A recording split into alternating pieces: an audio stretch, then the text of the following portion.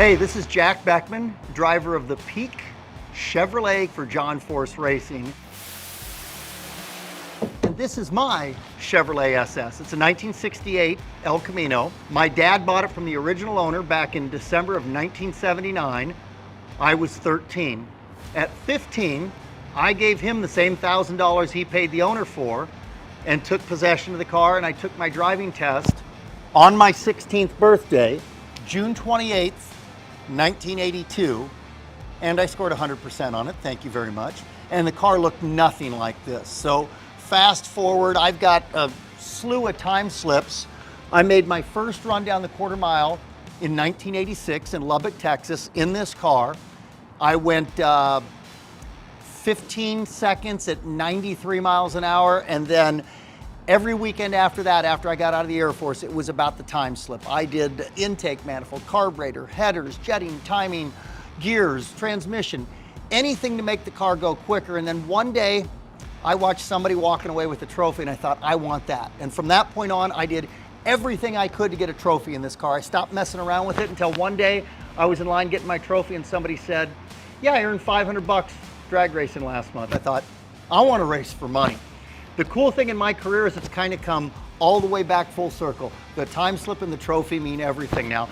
But this car sat dormant. Once I started racing dragsters in the mid-90s, I intended to put it back on the street. I did some things to it, and then it sat for 20 years. I never thought it was going to do that. I had kids at that point in time, and I was drag racing full time. And then my buddy said, hey, you need to come pick your car up out of my storage building. So I did, and in 2018, after 3.5 years, did a complete frame-off restoration, had help from a lot of great people in the industry. And the car went in the August 2020 issue of Hot Rod Magazine. The connection there is, my grandfather bought my father the August 1950 edition of Hot Rod Magazine when they were on vacation. They lived in Maryland, they were in Florida. I still have that magazine, August of 1950. Well, fast forward 70 years to the month, August 2020, and my car was in Hot Rod Magazine. I thought that was pretty darn cool.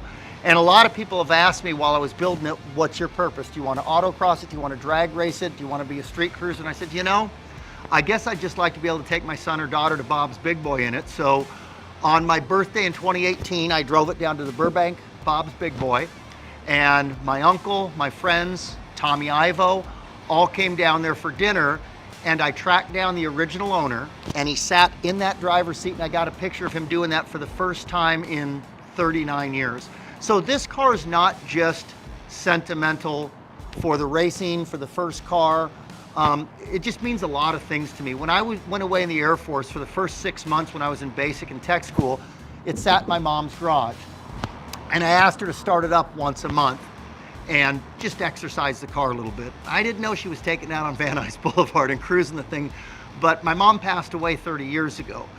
But she sat right there. So there's just so many memories that come back when I turn the key on in this thing. Asking about specs on this, it's a 396 Chevrolet engine. I got aluminum heads, intake, fuel injection system, headers, the engine dynoed at 495 horsepower. Took out the turbo 400 transmission, put a 700 R4 Chevy tranny in there, so I got an overdrive and it's got a lock-up torque converter.